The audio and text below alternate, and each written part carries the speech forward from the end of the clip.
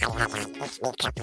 My mommy is the best. Superman will be next. She helps mommy. It looks my looks black. Your dick looks black. And this might go black. You wait for the straw. Brush. Get ready for Pet Super's ugly. Pet Super's glad. Welcome, everybody, to another exciting episode of Healing for the Soul podcast, with this being season number 6, episode number 3. If you are ever looking for a virtual assistant, I highly recommend Sphere Rocket for all your online needs. The link to connect to Sphere Rocket is at the bottom of this episode.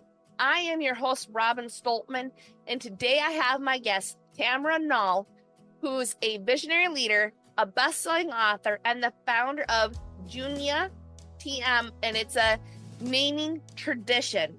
And today she's going to be talking on the show about the Junia TM naming tradition. And before we get started, remember, every week I feature different guests to help you become the best version of yourself through different methods you may not have heard of or thought of. Thank you so much, Tamara, for being here. I really appreciate you being here. This is going to be exciting because I've never heard of this. Thank you, Robin. And I'm so excited about being here, and thank you for having me. Can you tell me what this is? And did I pronounce it right for Junia? Junia, yes. So simply put, Junia is the first ever in the world forming convention when a mother gives her daughter the same exact name as she is. So it is the feminine equivalent of junior. So for years, we've always had first, middle, last name of the father, and then you name the son. It's a comma junior or comma JR. Now it's the first, middle, last name, or first and last name if there is no middle name, comma Junia, JUNIA-RJN. And it's the first of its kind, and we're really excited about it. I love that because I know, like, my husband, he told us we've only got one daughter out of 7 children so far. And he said, well, we should name our daughter after you. And I'm like, no, I don't think we do that. So what's your take on that? Like, yeah, I'd just like to know your take on that. Yeah, I find that there are a lot of women who think about it, or others think about it, and they're like, no, naming it after myself, is that arrogant? Is that conceited? Like, do I want to do that? But men have done it for centuries. And it's a symbol of pride. And they love being juniors. So we should love being juniors. And in fact, actually, there are, in the U.S. alone, there are over 30,000 daughters who are named after their mothers and have the same name, but there is no suffix that's added. And so this is a way to formalize it. And there's so many people that are excited about it. So no, we should be proud about it because it continues our legacy. It continues our history and our heritage. And why not? We're awesome mothers that are super women and superheroes. And if we want to name our daughters, why not? I definitely agree with you, especially like all of the society, how they have so much for us women to do compared to the men in general. Right. That I definitely agree with you on that part. And you said that there's a biblical version of this too? Exactly. So if you go to Romans 16, chapter 16, verse 7, there is an apostle called Junia, Junia, and she actually is only mentioned once in the Bible, but she was acclaimed by Apostle Paul as being outstanding. She actually was imprisoned with other apostles, and she is known throughout history as being a woman who took a stand for what she believed in. And so she symbolizes, which is where Junia comes from, this legacy of strength and empowerment. And so that's where it comes from. The fact that we have all of these hidden here, she-roles, if you will, that although might have not been mentioned many times or only one case as in Apostle Junia, but the fact that she stood for her beliefs and she was even willing to be imprisoned and to have that in history is an amazing thing. So it's a very proud name. So it comes from, yes, the Bible, Romans 16:7. I love that. I had to write that down. I wrote it down as 16-1, but I wrote it 16-7. That's awesome. Yes, 16-7. I think that's amazing because, yes, that's definitely, when I think about the one daughter I have, like I said, I've only got one so far. She is definitely up to that because I look at her and I'm like, okay, I already know what to expect because she's very powerful. Like, I can tell that. And she's got that blood-curdling movie scream. And I'm just like, okay, she is powerful. Like, you can tell she has got the power. And I'm very proud of that. And at the same time, it's like, I almost wonder how many moms wish they would have named their child after them, like their daughter after them. Right. And you know, it's so interesting because I have spoken to some women who actually said, gosh, what if I would have named my daughter after me? She's like, is it too late? I don't know. But she had graduated from college, so it's probably too late in that case. But she said if she could do it all over again, she would. We recently had a photo video shoot for Junia, and we call them our Junia supporters, but they were models. There were 9 mothers and their daughters. And I would say a third of them, so about 3, said that if they when they have their next daughter, they're going to be Junias. And so it's just amazing. And it's just, you know, I actually came up with this for myself, given my, you know, fertility issues that I had. And I was just doing it for myself. I had no earthly idea that it was going to become this huge, you know, movement. And soon we've got to go down a legislative route because we have to get resolutions passed and modifications passed so that it can be officially recognized with Social Security and passport services, etc. And so what I thought was just for me and my story and, you know, the healing that I had to go through actually is now becoming a movement. So I'm just very honored to be the founder and creator of this and to go down this path. That is awesome. And then you said you overcame infertility as well? Yes. So basically, you know, no one ever told me that as a female, your egg quality decreases the older you get. So I was focused on my professional career, businesses, you know, my professional life. And then when my husband and I were ready to have children, no matter how often we tried, we could not get viable embryos. So we do have embryos that are viable and rated or graded 4 females, 3 males, but they're with egg donors. And so I was really, really sad about that because it hit me that my DNA footprint, my lineage, if you think about the family tree, and then it has Tamara, it ends right there. There will be no branches if you think about like my DNA and my genetics. And so I was depressed about that. And I prayed, and basically, you know, God told me that my parents gave me more than genetics and that DNA footprint. They taught me how to be a good person, a global citizen, a hard worker. And so I got to a point where I became okay with it. And then on top of that, my mother passed away. So then it was kind of like everybody wants, you know, their mother to be there when you have children. So it was kind of like that double, you know, sadness that I had. And then I got to a point of peace by saying, yes, my parents taught me all of these other qualities and gave me these qualities, but I still wanted something tangible. I still wanted something, you know, that had my legacy in some way. And so I said, you know what? I'm going to name my daughter after me, and got him to agree to it. He's a supporter of the things that I do. So, and then I started thinking, well, what's the formalized version of Junior? And my research showed that there was none. And in fact, they can't even pinpoint the person that created Junior. They just know that it started. And so I said, you know what?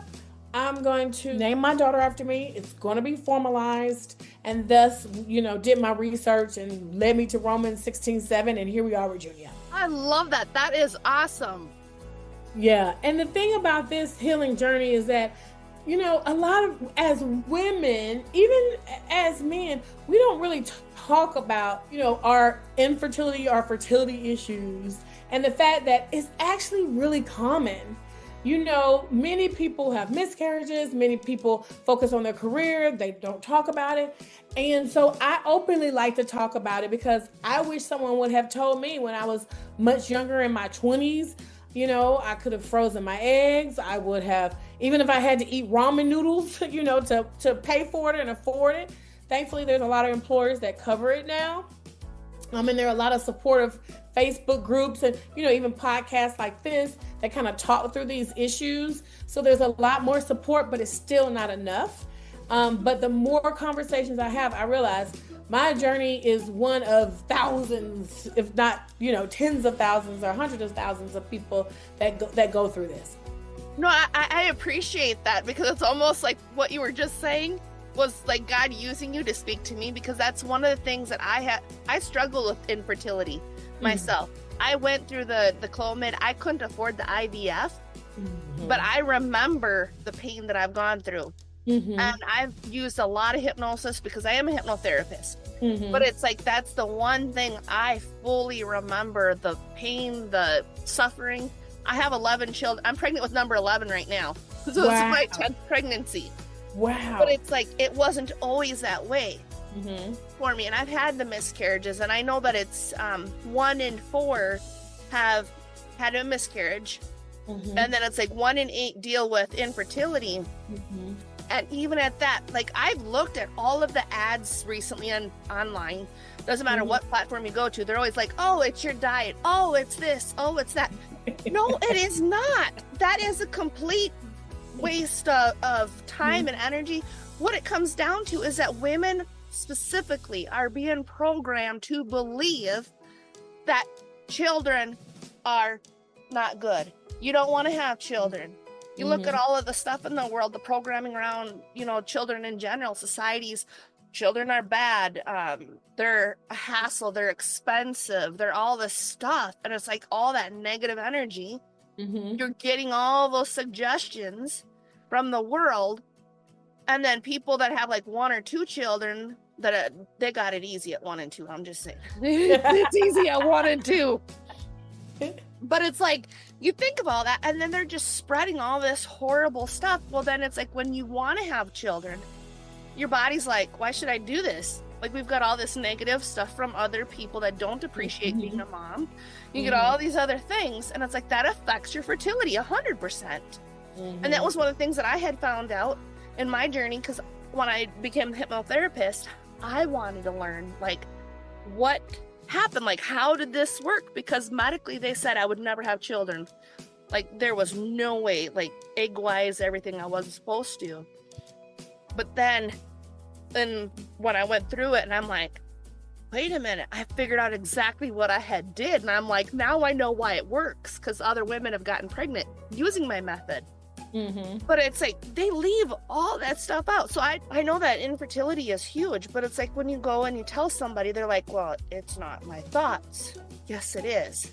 It is. Our beliefs are so incredibly powerful. That's why when I seen you for podcast guests, I'm like, yes, I have to have you, because I'm like, this is very important, because this is not talked about, like you said. And then especially when we want to name our children after ourselves, I was like, yep, that would be why.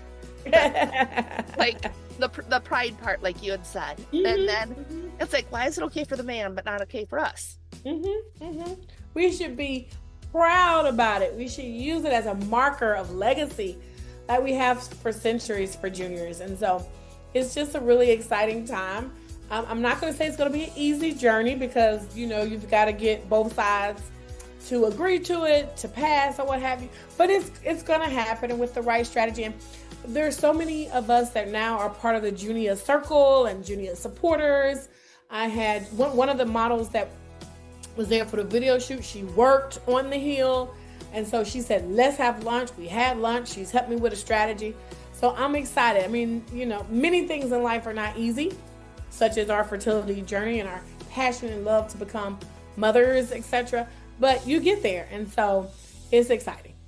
Yeah, I love that side of like everything that you're doing, like you're going out and doing, because I'm like, even thinking to myself, I'm like, I'm praying to God that this is a girl. I'm just like, I've had enough boys. Are you going to name her after you? Yeah, after this, as long as I have a girl, but I'm like, I need a girl. Because, like I said, I think about my daughter and I know how powerful she is. And I'm just like, it's like in the part of the being the mother, I love being a mom. And I'm sure you do too.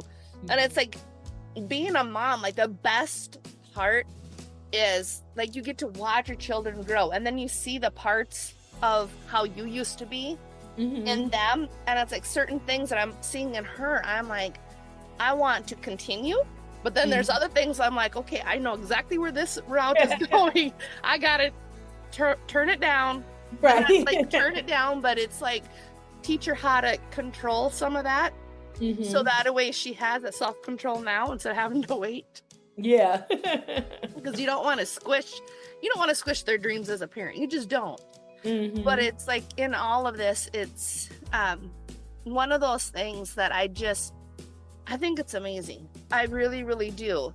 So when you're doing this, Junia, how does that work then? Like when you said you're going like legislatures and you're changing all this, because you mentioned the Social Security office. And I got to think, well, how would that work then? Yeah, so how does it work? So basically the first thing is people can use Junia now. When you go and the baby's born, you complete a birth certificate, you can put first, middle, last name, comma, Junia or now. And we can start that. It's not a problem. If you go to our website, which is junialegacy.com, JUNIA legacy.com, we have on there a declaration of rights. We have an official certificate so that you can put the mother's name, the daughter's name, etc., the date, all of that. And then we have a sample naming ceremony just to give people ideas. So it's totally, there is no copyright or on that. People or trademark or anything like on that. People can use it how they want to. And then, you can have anybody officiate it. It doesn't have to be somebody that, has been approved by the courts or anything like that. And you want to make it personal. Now, in terms of it going to Social Security, what will happen is we have to get like co-sponsors, hopefully bipartisan co-sponsorship, we'll see. And then they put forth their certain specific committees that it has to go to, and then the chair of that committee then brings it forth to the House, and then it goes to the Senate to get approval. And once it is approved, and a lot of times you have like these big omnibus that that they're trying to pass, so a lot of times it can be a part of that. And then what goes along with that is a budget to then say, okay, we want to give this to HHS so that they give them some budget so they can change vital statistics. Okay, we want to make sure that the Social Security Administration give them some budget so that they can go in and code so the suffix now JM would be added as a suffix. So they're at a very high level. There are a lot more details than that, but that's kind of how it does. Everything is attached to a budget at the very end, and then those agencies or whomever is going to lead it is then tasked to make it official. I love that. So do you do that on like the federal level then? Or like, is that you're just doing it at state level right now? So what we would do is state, meaning, yes, I have to get I live in Virginia, the Virginia representatives on board. If there are other states that are involved, because politicians love their constituents. Yes. So it'd be very hard for me to go meet somebody from, Minnesota and I'm not there. So as we're building our Junia circle and supporters from different states, we would go in together on the Hill and kind of do a tour on the Hill and meet with state representatives. Yes, that's what we would do. But we would have to have constituents from, the states that we want to represent. Oh, I love that. So that was actually one of my questions I was going to ask you is what's the best way that our listeners can support you and this message? Because like I said, I'm sure there's a lot of moms, like you said, that myself included, that wish they would have named their daughter after them now.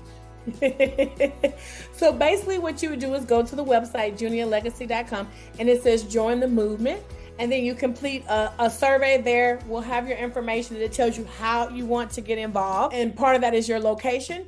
And once we go to representatives there, or once we have an event in, near where you are, we'll send you information about that. But that's the best way to go to the website and click real simple, join the movement, and then enter your information.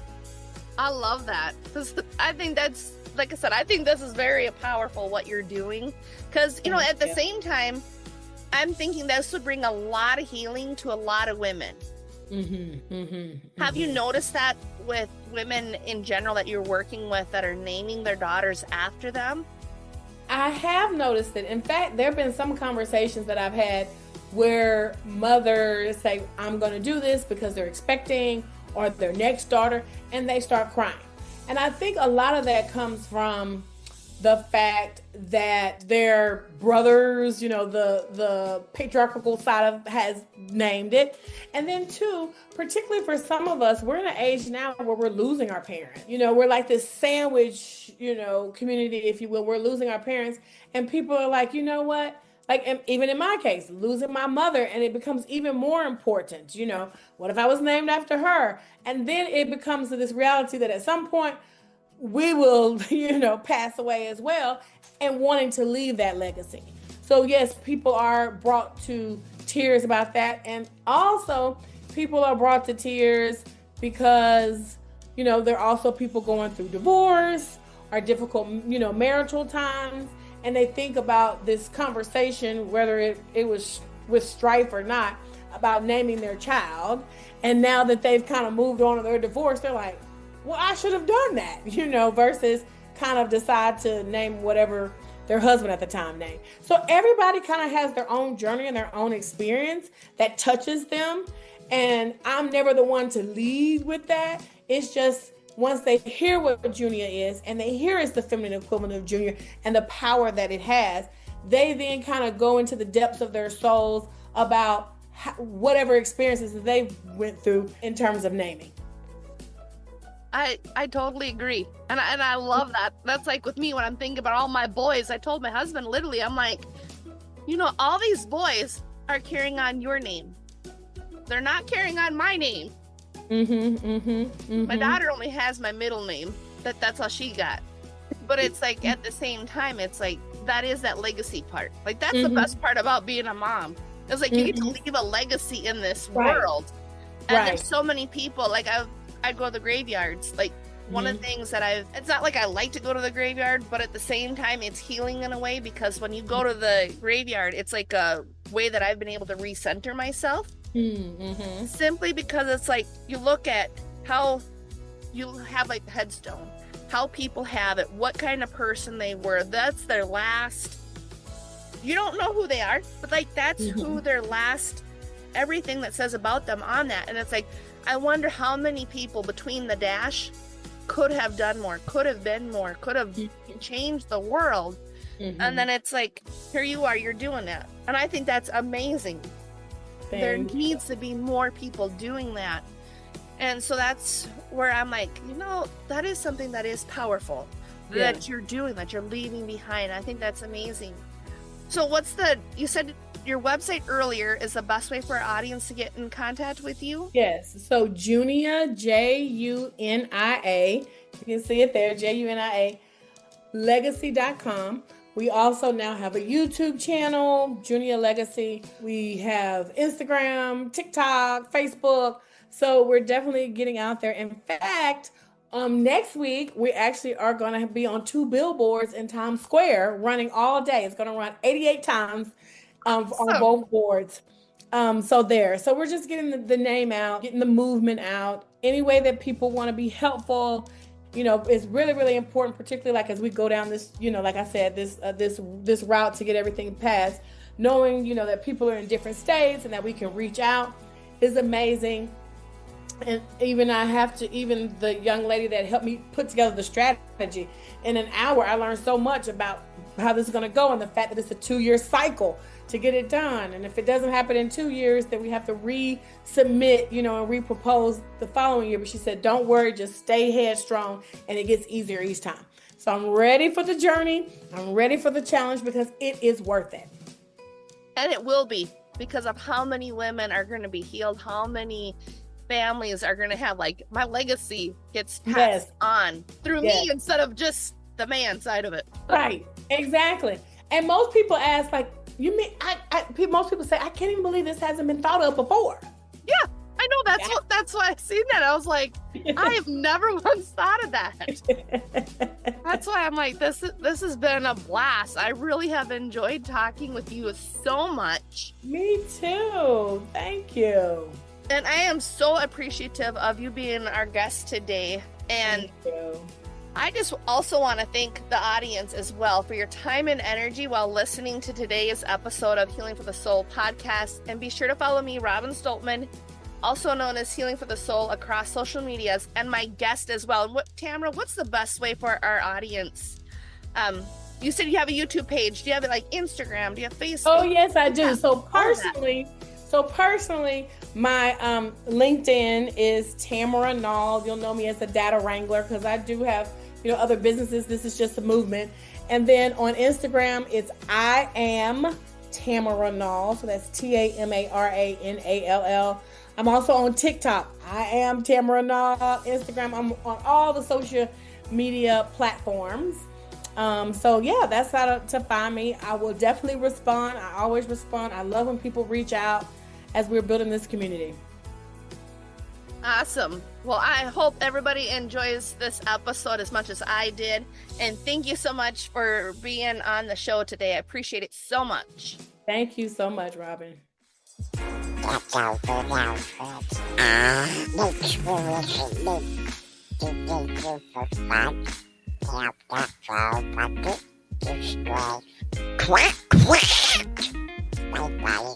Well, next time. Now you got it.